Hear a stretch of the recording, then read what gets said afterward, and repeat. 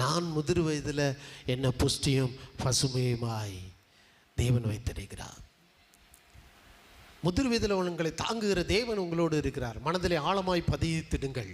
முதிர் வயதிலே உங்களை யாருமே விசாரிக்கலை, பிள்ளைங்க கண்டுக்காமல் விட்டுட்டாங்க, உங்கள் சொந்த பந்தம் விசாரிக்கலை, இப்படி யோசிச்சுக்கிட்டு இருக்காதீங்க.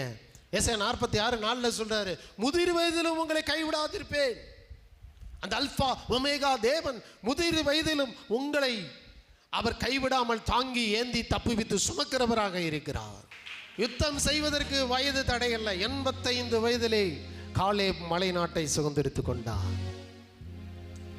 ஊழியம் செய்வதற்கு வயது தடையல்ல. 80 வயதிலே தேவன் மோசேயை ஊழியத்திற்கு கொடுத்தார். எத்தனை வருஷம் ஊழியம் தெரியுமா? ஒரு நாள் 2 நாள் ஊழியம் இல்லை. எத்தனை வருஷம் ஊழியம்? மோசே செய்த ஊழியம் 40 ஆண்டு கால ஊழியம். ஆமென். அது எத்தனை வயசில் கொடுத்தாரு? 80 வயதில் கொடுக்குறாரு. வயசை நினச்சிட்டு உட்காராதீங்க. தேவனுடைய திட்டங்களை பாருங்கள். முதிர்ந்த வயதிலும் கனி தரக்கூடியவர்கள் நீங்கள். சபையில் இருக்கிற ஒவ்வொரு மூத்த விசுவாசிகளும் வயது முதிர்ந்தவர்களும் தேவனுக்காக ஊழியம் செய்ய தேவனுடைய பெரிய திட்டத்திற்குள்ளே அவர் உங்களை பார்த்து கொண்டிருக்கிறார். மோசேயை போல உங்களை பார்த்து கொண்டிருக்கிறார். சபையில் இருக்கிற ஒவ்வொரு வயது முதிர்ந்த விசுவாசிகளையும் தெய்வ பிள்ளைகளையும் தேவன் இந்த தேசத்திலே தேவனுடைய ராஜ்யத்திற்காக பிசாசனுடைய ராஜ்யத்தை அழிக்க யுத்தம் செய்கிற யுத்த வீரர்களாக காலேபாக தேவன் உங்களை பார்த்து கொண்டிருக்கிறார். அதனால் நீங்கள் புஷ்டியும் பசுமையுமா இருப்பீங்க. கண்டிப்பாக இருந்தே ஆகணும். இந்த எண்ணங்கள் திட்டங்கள்லாம் உங்களுக்குள்ள இல்லைன்னா வாடி வதங்கி சூம்பி சுருங்கி போயிடுவீங்க.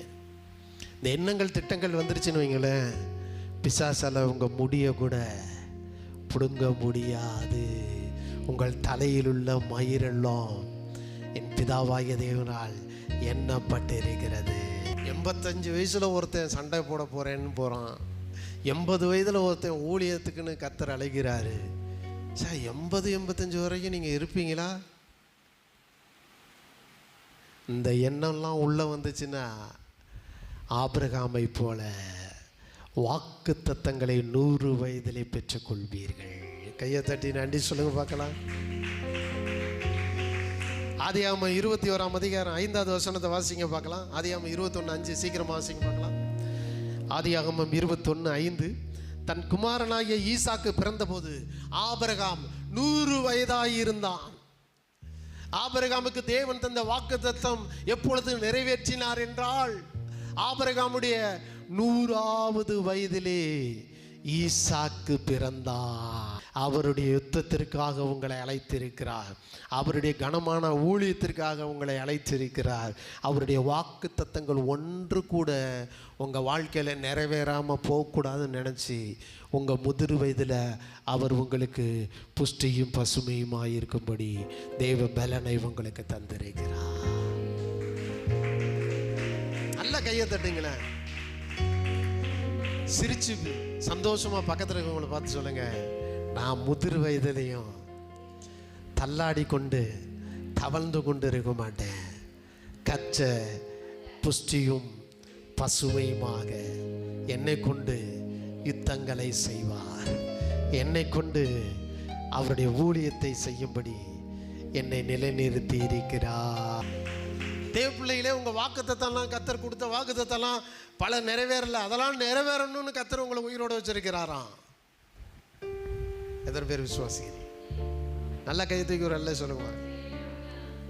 கர்த்தர் உங்களுக்கு கொடுத்த வாக்குத்தத்தெல்லாம் நிறைவேற்றிட்டு தான், அந்த வாக்குத்தத்தெல்லாம் நிறைவேறினதுக்கு அப்புறம் தான் நீங்கள் அவர்கிட்ட வரணும்னு விரும்புகிறாரு. நீங்கள் என்ன நினைக்கிறீங்க? என்னத்தையோ இதை செஞ்சுட்டாருன்னா ஓரளவு நான் அப்படியே நகட்டி போயிடுவேன் அப்படி யோசிச்சிட்டீங்க. ஆனால் கர்த்தர் சொல்கிறேன், இல்லை இல்லை இல்லை இல்லை, ஒன்றை பொறுத்து நான் சொன்ன ஒரு வார்த்தை கூட நிறைவேற்றாமல் விட மாட்டேன். உன் வாழ்க்கையில் அதெல்லாம் நான் நிறைவேற்றுவேன். அது வரைக்கும் நீ இந்த பூமியில் தேவனுடைய பலத்தோடு தேவனுடைய வல்லமையோடு நீங்கள் வாழ வேண்டும் என்று தேவன் விரும்புகிறார். தேவ பிள்ளைகளை, இதான் மனசில் பதியணும். மனம் புதிதாக வேண்டும். இந்த பேரம்பேத்தி எடுத்தவங்களுக்கெல்லாம் நான் ஒரு எச்சரிக்கை கொடுக்குறேன். இந்த பேர பிள்ளை பேத்தி பிள்ளை எடுத்தவங்களுக்கெல்லாம் ஒரு எச்சரிக்கை கொடுக்குறேன். தேவனுடைய சமூகத்திலே நிற்கிற நீங்கள் பேரம்பேத்தி எடுத்ததுனால வயசாகலை, உங்களுக்கு பேரம்பேத்தி எடுத்ததுனால இந்த பூமியில் வாழ தகுதியற்றவர்கள் என்று நீங்கள் நினையாதிருங்கள். இந்த வயதில் தான் தேவன் உங்களை கொண்டு பெரிய திட்டங்களை நிறைவேற்ற விரும்புகிறார். இந்த நாட்களிலே தேவன் உங்களுக்கு சொன்ன எல்லா வாக்குத்தத்தங்களையும் நிறைவேற்றி தர விரும்புகிறார். தேவ பிள்ளைகளே, கர்த்தர் அப்படி சொல்ல, மூளையில் முடங்காத, எந்திரிச்சு ஊழியம் செய், எந்திரித்து கடவுளுக்காக நடமாடு. அப்போ தான் புது பலன் தந்துக்கிட்டே இருப்பார். காலை தோறும் புதிய பலன் தந்து கொண்டே இருப்பார். ஹல்லேலூயா. தேவனுடைய வாக்குத்தத்தம் ஆபிரகாமுக்கு வந்தது. ஆதியாகமம் 12:2 முத கூப்பிடும்போது சொல்றார், நான் உன்னை பெரிய ஜாதியாக்குவேன். அது எப்போ நிறைவேறுச்சு? 100 வயசில். சொல்லுங்க, எப்போ? சத்தமாக சொல்லுங்க. 100 வயசு ஆயிடுச்சா உங்களுக்கு? கர்த்தர் சொன்னதெல்லாம் நிறைவேற்றாமல் விட மாட்டார். அதுக்காண்டி தான் உங்களை உயிரோடு வச்சுருக்காரு. ஆண்டவர் எனக்கு 40 வயசில் சொன்னார். அப்படி சொல்லலை. காலேப்பு 40 வயதிலே சொன்ன அந்த வார்த்தைகளை 85 வயதிலே நான் நிறைவேற்றும்படி அன்னைக்கு இருந்த பலனை கர்த்தர் இன்னைக்கும் எனக்கு கொடுத்திருக்கிறார் என்று சொன்ன காலேப். கர்த்தர் உங்களுக்கும் அப்படி புது பலனை தருகிறார். அதே பலன் உங்களுக்கு தர விரும்புகிறார். உங்கள் மனம் புதிதாகட்டும், மனம் புதுசாகட்டும். கிளவி மாரி யோசிக்காத, விசுவாசத்தில் தேவனை பாரு. எத்தனை ஆண்டு காலம் கர்த்தர் மேலே விசுவாசம் வச்சிங்க, அதை வச்சு தான் உங்களுக்கு பெரிய திட்டங்களை தேவன் உங்கள் முதிர் காலத்தில் செய்ய விரும்புகிறார் உங்களை கொண்டு.